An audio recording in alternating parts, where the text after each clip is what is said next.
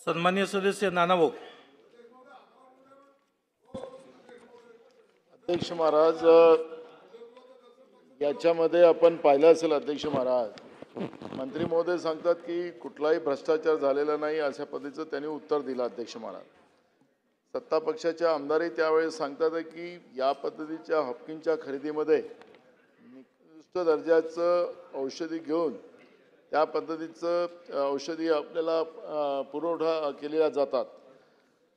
आणि हा प्रश्न मंत्री महोदय हा पहिल्यांदा विधानसभेत येतात असं नाही. हाफकिनच्या बाबतचे प्रश्न अनेकदा या विधानसभेत चर्चेला येतात.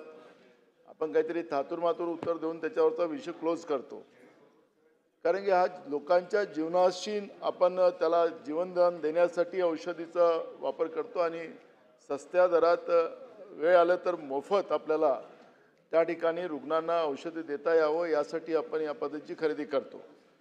पण यामध्ये मोठ्या प्रमाणात या निकृष्ट दर्जाच्या असाव्यात, त्याच्यामध्ये मोठ्या प्रमाणात भ्रष्टाचार व्हावा. मला आठवतं की हाफकिनच्या बाबतचं एक धोरण पण आपण मधल्या काळात केलं होतं औषध खरेदीच्या बाबतचं. आणि या पद्धतीच्या निकृष्ट दर्जाचा खरेदी होऊ नये आणि लोकांना उपयोगी येईल अशा पद्धतीच्या औषधी चांगल्या दर्जाच्या त्यांना मिळाव्यात या पद्धतीचं एक धोरणही आपण मधल्या काळात राज्य सरकारने केलेलं आहे. पण तरीसुद्धा हे प्रश्न या निमित्ताने या ठिकाणी उपस्थित होतात. आणि म्हणून या ठिकाणी आता तुम्ही सांगितलं की कुठलाही भ्रष्टाचार झाला नाही, कुठलीही निकृष्ट दर्जाचं नाही, पण तुम्ही सगळ्या हॉस्पिटलमध्ये बघितलं, आपण मेडिकल कॉलेजमध्ये बघितले, सगळ्या ठिकाणी ही परिस्थिती आहे.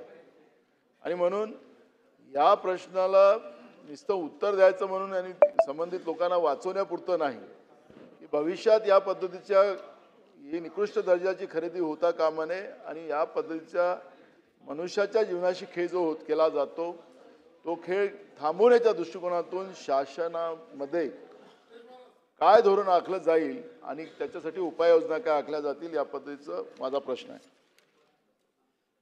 अध्यक्ष महोदय, मी मगाशी सांगितलं की आता हाफकिनकडून औषध खरेदीची प्रक्रिया आता शासनानं बंद केलेली आहे.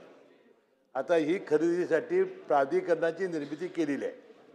आणि मी पुढे जाऊन असं म्हणालो की आपण हे बरेचसे अधिकार आता खाली अधिष्ठाता डीन लेवलला दिलेले आहेत. हा जो स्पेसिफिक आजची लक्षवेधी आहे यामध्ये विषय असा आहे की जे 2 कंपन्याकडून जी औषधं खरेदी केली होती ती आपण ESIच्या कराराच्या वर दरपत्रकाच्या करारावर घेतलेली होती. त्या जी बॅच विशिष्ट होती ती विशिष्ट बॅच नॉट फॉर स्टँडर्ड क्वालिटीची होती.